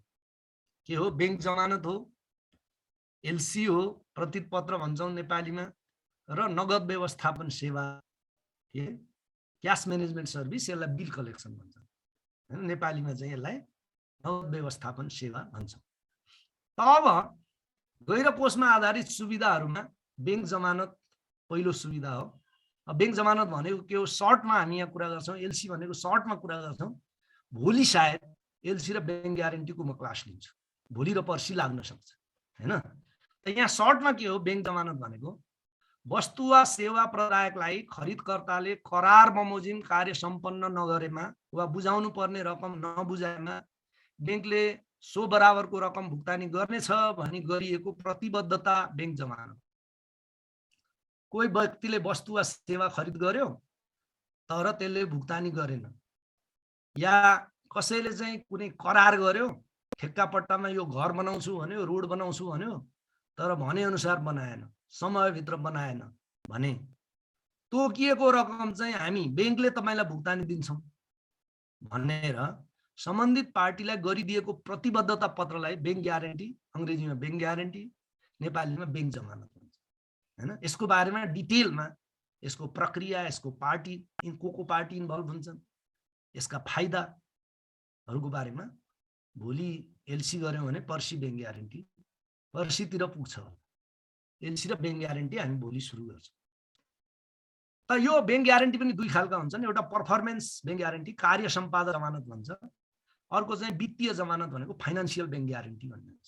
त्यो हामी डिटेलमा चाहिँ भोलि पर्सि पढ्छौँ। तर कार्य सम्पादन बैंक ग्यारेन्टी भनेको चाहिँ यो ठेक्का पट्टा निर्माणसँग सम्बन्धित छ भने फाइनान्शियल बैंक ग्यारेन्टी भनेको चाहिँ यो उधारो लेनदेनसँग सम्बन्धित छ। जस्तै परफर्मेन्स बैंक ग्यारेन्टी भन्यो भने रोड बनाउँदा, बिल्डिङ बनाउँदा त्यो ठेकेदारले सम्बन्धित अफिसलाई दिने बैंक ग्यारेन्टीलाई के भन्छौँ? कार्य सम्पादन बैंक जमानत भन्छौँ। त्यस अन्तर्गत बिड बन्ड, परफर्मेन्स बन्डहरू हुन्छ भने फाइनान्शियल बैंक ग्यारेन्टी भनेको चाहिँ पेमेन्टको सिक्युरिटी हो कि। जस्तै मैले एउटा कुनै होलसेलरबाट 10 करोडको उधारो लिएँ र मैले बैंक ग्यारेन्टी बुझाउनु पर्यो कि त्यसलाई, र मैले रकम बुझाइन भने बैंकले बुझाउँछु भनेर गरेको प्रतिबद्धतालाई चाहिँ फाइनान्शियल ग्यारेन्टी भन्छ। यसरी बैंक ग्यारेन्टी मूलतः दुई खालका हुन्छ, परफर्मेन्स बैंक ग्यारेन्टी र तपाईको फाइनान्शियल बैंक ग्यारेन्टी। यो बाहेक अरू पनि धेरै प्रकारका बैंक ग्यारेन्टी छन्, 5, 7, 10 प्रकारका छन्। त्यो हामी अर्को सेसनमा डिस्कस गर्छौँ। यहाँ मैले सर्टमा यस अन्तर्गत कार्य सम्पादन जमानत भनेको परफर्मेन्स बैंक ग्यारेन्टी हो र अर्को चाहिँ के वित्तीय जमानत, वित्तीय जमानत जसलाई फाइनान्शियल बैंक ग्यारेन्टी भन्छन्, ती प्रमुख हुन् भनेर सर्टमा लेखेको हो। कार्य सम्पादन जमानतलाई बिड बन्ड र कार्य सम्पादन जमानत गरी दुई भागमा बाँड्नु सक्छ। कार्य सम्पादन जमानत अन्तर्गत चाहिँ परफर्मेन्स बन्ड र बिड बन्ड, यो दुई खालको हुन्छ। जसको पक्षमा जमानत जारी गरिएको निजले कार्य सम्पादन नगरेमा वा भुक्तानी नगरेमा बैंकले भुक्तानी गर्नुपर्छ। यो सर्टमा समरीमा बैंक जमानत भनेको के हो भनेर गैर कोषमा आधारित कर्जाको लागि मात्रै लेखेको यो चिज, यतिले पुग्दैन। बैंक ग्यारेन्टीको धेरै कुरा छ। अब हामी अर्को गैर कोषमा आधारितको एउटा सर्टमा कुरा गर्छौं। त्यो भनेको प्रतित पत्र हो, अंग्रेजीमा एलसी भन्छन्, लेटर अफ क्रेडिट भन्छन् फुल फर्म। र प्रतित पत्र भनेको चाहिँ के हो? यसलाई डकुमेन्ट्री क्रेडिट पनि भनिन्छ, किनकि यसको भुक्तानीको लागि तोकिएका कागजात समावेश हुनु पर्छ। यो वैदेशिक व्यापारको भुक्तानी प्रक्रिया। एलसी भनेको अरु के इन्टरनेशनल बिजनेसको चाहिँ पेमेन्ट मोड हो यो। तर यो डोमेस्टिक बिजनेसमा पनि आजकल प्रयोग हुन थालेको छ, सीमित मात्रामा। तर मोस्टली के हो? अन्तर्राष्ट्रिय व्यापारको भुक्तानीको माध्यम हो एलसी भनेको। यो चाहिँ यसलाई डकुमेन्ट्री क्रेडिट पनि भन्छन्, डकुमेन्ट्री बिल पनि भन्छन् भाइ बहिनी। यो भनेको के हो म त्यो चाहिँ सम्झाउँ। डकुमेन्ट्री क्रेडिट या डकुमेन्ट्री बिल भनेको के हो भाइ बहिनी? बिल दुई खालका हुन्छ, एउटालाई क्लिन बिल भन्छन्, अर्कोलाई डकुमेन्ट्री बिल भन्छन्। बिल भनेका निगोसिएबल इन्स्ट्रुमेन्ट हुन्। फेरि अघि ड्राफ्टमा मैले भने नि, ड्राफ्ट चेक निगोसिएबल इन्स्ट्रुमेन्ट हुन् भनेको थिएँ नि। त्यसलाई चाहिँ ड्राफ्टलाई, चेकलाई या एलसीको चाहिँ नि चेकलाई तपाईको बिल पनि भन्छन् सर्टमा, हैन? यसलाई बिल अफ एक्सचेन्ज पनि भन्छन्। एलसीको चेकलाई बिल अफ एक्सचेन्ज, ड्राफ्टलाई, चेकलाई बिल मात्रै पनि भन्छन्। र यस्ता निगोसिएबल इन्स्ट्रुमेन्ट या बिल चाहिँ दुई खालका हुन्छ, एउटालाई क्लिन बिल भन्छ, अर्कोलाई डकुमेन्ट्री बिल भन्छ। यो तपाईलाई इन्टरभ्यूमा पनि सोधिन सक्छ, यो तपाईको जीवनभरि काम लाग्छ, हैन? यो कन्सेप्ट बुझ्नु भने फेरि त्यो पाठ तपाई सजिलै आफै पनि पढेर बुझ्न सक्नुहुन्छ। त बिल चाहिँ दुई खालका हुँदो रहेछ, एउटालाई क्लिन बिल, अर्कोलाई डकुमेन्ट्री बिल। क्लिन बिल भनेको त्यस्तो बिल हो जसमा चाहिँ भुक्तानीको लागि अन्य कागज आवश्यक पर्दैन। उदाहरणका लागि जस्तै चेक तपाई पेमेन्ट लिन बैंकमा जानु भने त्यो चेक बुझाएपछि तपाईले पेमेन्ट पाउनुहुन्छ। हुन त आजकल नागरिकता माग्छन्, त्यो नागरिकता किन मागेको हो भने तपाई नै त्यो व्यक्ति हो भन्ने जान्नका लागि मात्रै हो, अरु चीजका लागि हैन। त ड्राफ्ट पेमेन्ट लिन तपाई जानु भने ड्राफ्ट लिएर गए पुग्छ, खाली तपाईको प्रमाण तपाई त्यही व्यक्ति हो भन्ने चाहिँ कागज देखाइदिनु पर्छ। ड्राफ्ट भो, चेक भो, यसमा चाहिँ अन्य कागज आवश्यक पर्दैन के भुक्तानी लिनका लागि। त्यसै कारणले यिनलाई क्लिन बिल भन्छ। र अर्का थरी बिलहरू जस्तै documentary bill, LC, bill of exchange यस्ता चिजको भुक्तानी लिनु पर्यो भने चाहिँ अरू कागजहरू जोड्नुपर्छ त्यसमा। जस्तै एलसी को बिल अफ एक्सचेन्जको भुक्तानी लिनु पर्यो भने अनिवार्य रूपले केही कागजहरू समावेश गर्नुपर्छ। उदाहरणका लागि bill of lading, insurance document, commercial invoice जस्ता चिज चाहिँ अनिवार्य रूपले तपाईले राख्नै पर्छ। ती मध्ये एउटा पनि कम भयो भने बिलको भुक्तानी हुँदैन। एलसीमा उल्लेख गरेको हुन्छ। एलसीमा उल्लेख नगरे पनि यी तीनटा कागज चाहिँ जरुरी छ। एउटालाई भन्छ इन्भोइस, इन्भोइस भनेको बिल, सामान्य बिल। दोस्रो चाहिँ बिल अफ लेडिङ भनेको ट्रान्सपोर्ट कम्पनीले दिएको कागज। तेस्रो चाहिँ इन्सुरेन्सको जुन पोलिसी रिलेटेड कागज, एलसीमा लेखे पनि नलेखे पनि यति तीनटा कागज समावेश नगरी बिल अफ एक्सचेन्जको भुक्तानी हुँदैन। र एलसीमा जुन जुन कागज समावेश गर्नु भनेर उल्लेख गरेको हुन्छ ती सबै कागजात जम्मा गरेर बिल अफ एक्सचेन्ज बैंकमा बुझाएपछि मात्रै भुक्तानी हुन्छ। त्यसै कारणले त्यसलाई डकुमेन्ट्री बिल या डकुमेन्ट्री क्रेडिट भनेको। किनभने त्यसको भुक्तानीको लागि त्यो कागजले मात्रै पुग्दैन, बिल अफ एक्सचेन्जले मात्रै पुग्दैन, त्यस साथमा अरू कागजातहरू पनि समावेश गर्नुपर्छ। त्यसैले बिललाई चाहिँ दुईटा भागमा बाँडेको रहेछ। एउटालाई क्लिन बिल भन्दो रहेछ, अर्कोलाई के भन्दो रहेछ, डकुमेन्ट्री बिल भन्दो रहेछ। र यो प्रतिपत्र के रहेछ, डकुमेन्ट्री बिल रहेछ, डकुमेन्ट्री क्रेडिट रहेछ। यहाँ भनेको छु मैले। अब यति भनिसकेपछि तपाईहरु नोट सजिलै बुझ्नुहुन्छ मलाई आशा छ। यसलाई डकुमेन्ट्री क्रेडिट या बिल पनि भनिन्छ किनकि यसको भुक्तानीका लागि तोकिएको कागजात समावेश हुनु अनिवार्य हुन्छ। यो वैदेशिक व्यापारको भुक्तानी प्रक्रिया हो। कारोबारबाट आयातकर्ताले आदेश गरेको वस्तु सेवा प्राप्त हुनेमा ढुक्क हुन्छ भने निर्यातकर्ता भुक्तानी पाउनेमा ढुक्क हुन्छ। किन त बिल, किन त प्रतिपत्र?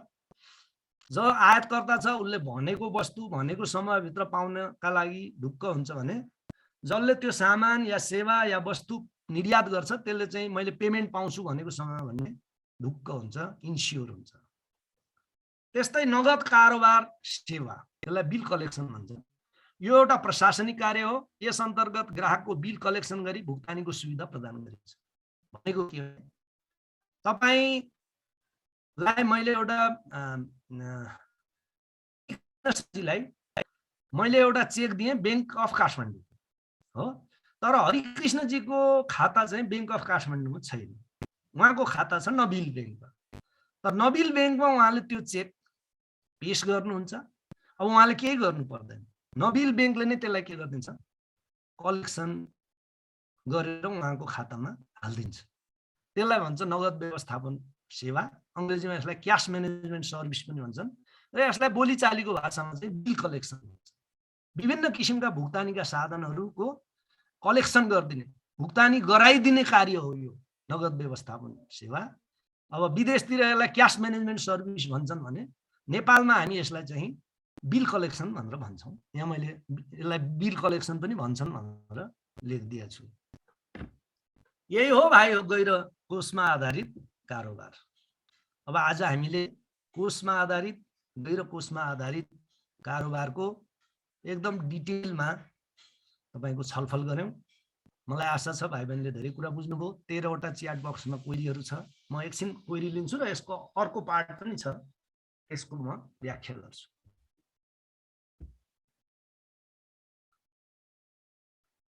कोषमा आधारित र गैर कोषमा आधारित कर्जा, यस ठीक हो भाइ।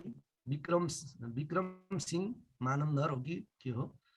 सर एकचोटि रिपिट गरिदिनु, कोषमा आधारित र गैर कोषमा आधारित। म रिपिट गर्दैछु है भाइ विक्रम सिंह र सबै भाइ बहिनीहरू।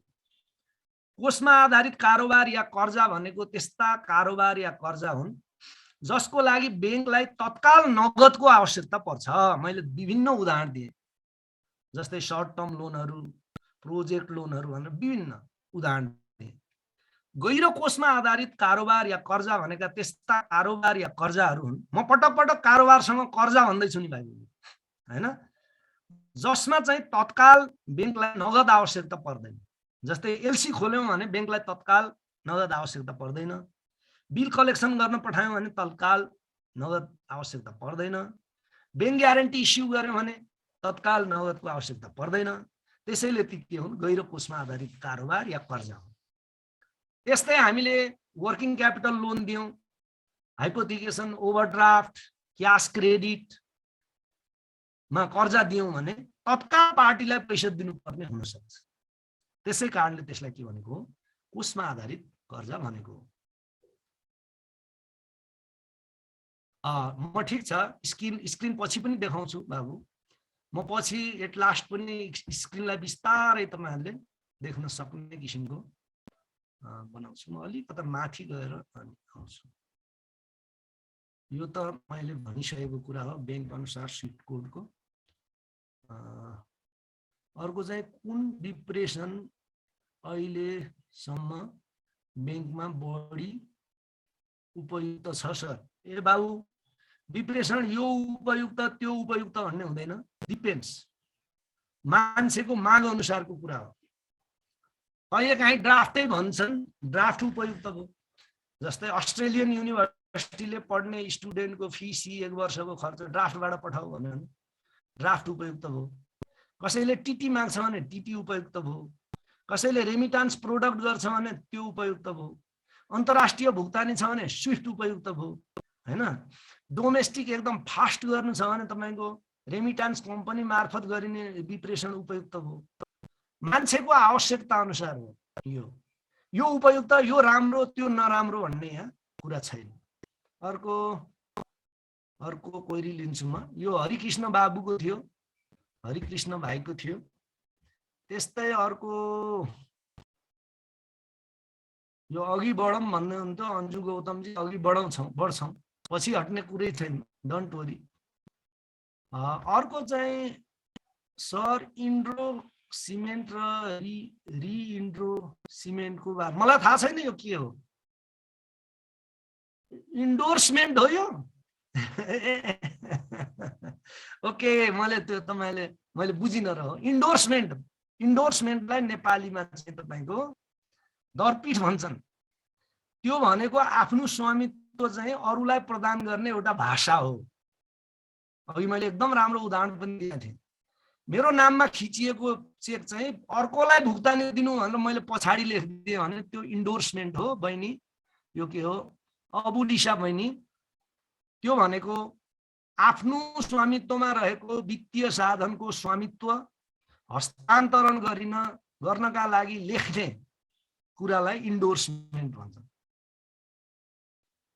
अब अगाडि हेरौँ न थोरै।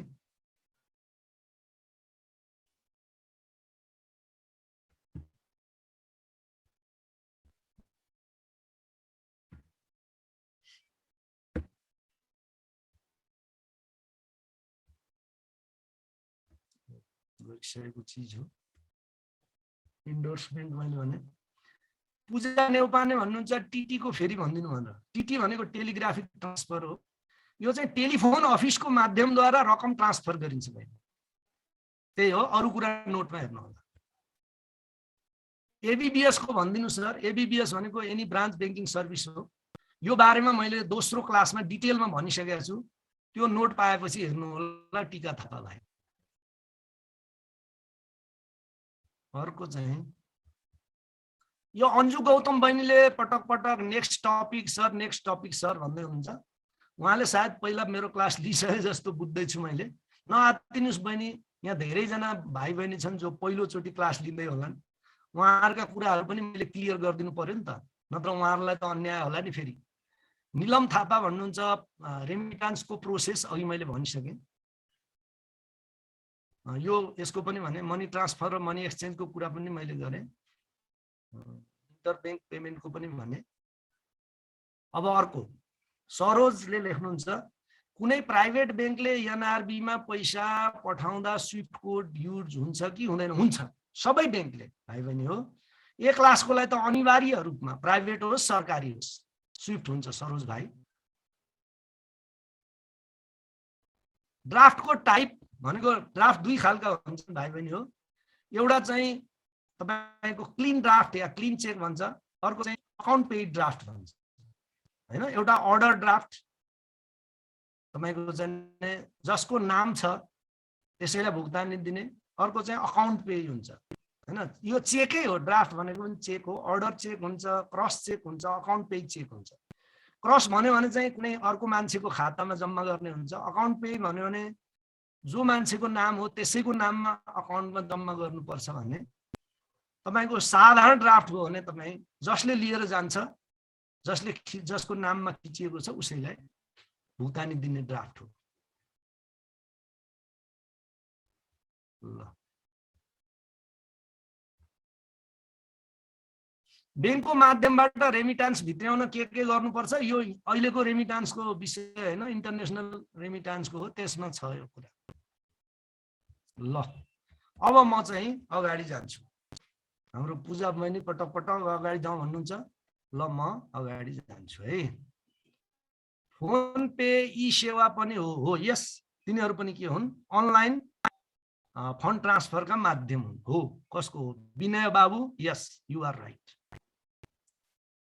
एबीबीएस चाहिँ रेमिटान्सको साधन होइन, यो चाहिँ पेमेन्टको साधन हो, त्यसैले यसमा गरेको छैन। एडीबीएल एनपीके कृषि विकास यस यस यस होला। आरबीबीए एनपीके वाणिज्य ब्याङ्कको हुने सुमन बाबु, एडीबीएल एनपीके कृषि विकासको हुने धेरै सम्भावना छ, तर म 100% कन्फर्म छैन।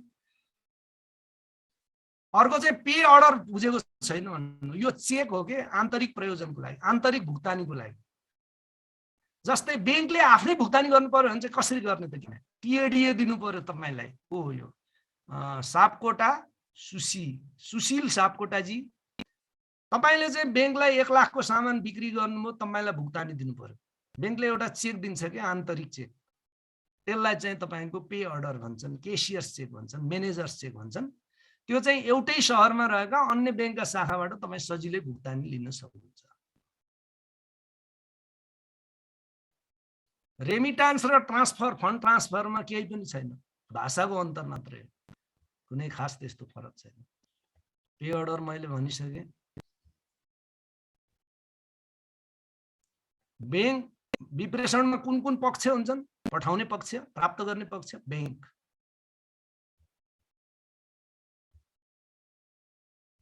ल अब अहिले मैले यति नै लिएँ र अब म अगाडि बढ्दैछु।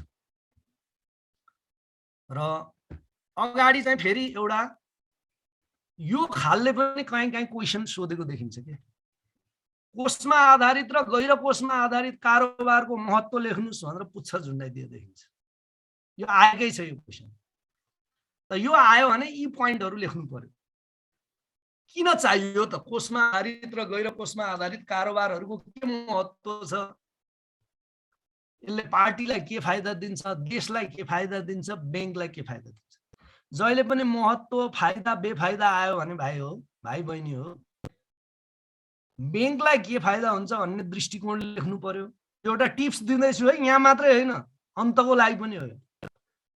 कुनै कारोबार गर्दा त्यसका फाइदा बेफाइदा लेख्नुहोस् भनेर आयो भने बैंकलाई के फाइदा हुने हो, पार्टीलाई के फाइदा हुने हो, देशलाई के फाइदा हुने हो, त्यो तीनवटा दृष्टिकोणले लेख्नुभयो भने बेटर हुन्छ। सायद तीनै पोइन्टहरु छन् यहाँ। कोषमा आधारित र गैर कोषमा आधारित कारोबारको महत्त्व भनेर यो आएको छ क्वेशन, त्यही कारणले यसलाई चाहिँ मैले थपेको हुँ। पोहोर सालतिर आएको हुनाले यो पहिलाको नोटमा थिएन, यसको महत्त्व पछि यो थपिएको अपडेट गर्ने क्रममा, र तपाईको नोटमा पाइन्छ। यो तपाईलाई दिने नोटमा पुरानैमा पनि पाइन्छ। यी कारणले महत्त्व रहेछ के कोषमा आधारित र गैर कोषमा आधारित कर्जाहरूको महत्त्व चाहिँ निम्नलिखित रहेको छ भनेर लेख्नु पर्यो। जस्तै 1 नम्बरको महत्त्व के रहेछ, विभिन्न प्रकारका व्यवसायहरूको आवश्यकता परिपूर्ति गर्न। विभिन्न खालका व्यवसाय हुन्छन्, कुनै कृषि व्यवसाय हुन्छ, कुनै उद्योग धन्दा हुन्छ, कुनै व्यापार हुन्छ, त्यसका विभिन्न खालका वित्तीय आवश्यकता हुन्छन्। त्यसको परिपूर्ति गर्नका लागि के हुन्छ, कोषमा आधारित र गैर कोषमा आधारित कर्जाहरू या कारोबारहरू महत्त्वपूर्ण छन्। उदाहरणका लागि तपाईले व्यापार सञ्चालन गर्नुपर्ने छ भने कोषमा आधारित कारोबार महत्त्वपूर्ण भयो। तर आयात निर्यातको तपाईको मेजर कारोबार हो भने गैर कोषमा आधारित एलसी तपाईको महत्त्वपूर्ण कारोबार हो। त्यसैगरी तपाई ठेकदार कम्पनी हो भने बैंक ग्यारेन्टी तपाईको महत्त्वपूर्ण कारोबार हो। यसरी जसरी अर्थतन्त्रमा विभिन्न किसिमका व्यवसाय हुन्छन् तिनीहरूका वित्तीय आवश्यकता पनि फरक फरक हुन्छ। व्यापार व्यवसाय गर्नका लागि कोषमा आधारित कारोबार आवश्यक छ भने आयात निर्यातका लागि के गैर कोषमा आधारित एलसी महत्त्वपूर्ण छ। त्यस्तै तपाईको कम्पनी ठेकदार कम्पनी हो, कन्ट्र्याक्टर कम्पनी हो भने तपाईलाई के बैंक ग्यारेन्टीको आवश्यकता हुन्छ। त्यसैले नम्बर 1 ले के भन्छ, विभिन्न प्रकारका व्यवसायहरूको आवश्यकता परिपूर्ति गर्न कोषमा आधारित र गैर कोषमा आधारित कारोबारहरूको महत्त्व रहेको छ। त्यस्तै गरी 2 मा व्यवसायमा ऋणको प्रयोग गरी व्यवसायको वृद्धि गर्न। अब यो भन्न चाहिँ भाइ बहिनीलाई एउटा शब्द म भन्छु, तपाईहरुले कतिको सुन्नु भएछ। एउटा शब्द छ के भाइ बहिनी हो फाइनान्समा, जसले सुन्नु भएछ जान्नु भएछ ठिक छ, जान्नु भएको छैन भने सुन्नु होला। एउटा शब्द छ लिभरेज। अब त्यसको नेपाली मलाई थाहा छैन के भन्छ, म अर्थ भन्न सक्छु। लिभरेज भनेको के हो भने ऋणको प्रयोग गरेर व्यवसाय वृद्धि गर्ने कुरालाई चाहिँ लिभरेज भन्छ। जस्तै पुँजी 2 खालको हुन्छ, एउटा स्वपुँजी अर्को ऋण पुँजी। स्वपुँजी भनेको केबाट आउँछ, शेयरबाट आउँछ। ऋण पुँजी भनेको केबाट आउँछ, तपाईको बन्ड र डिभेन्चरबाट आउँछ हैन। बन्ड र डिभेन्चरबाट कलेक्सन गरेको पुँजी चाहिँ के हो, तपाईको ऋण पुँजी हो। यदि कुनै व्यवसायलाई चाहिँ आफ्नो शेयर पुँजीले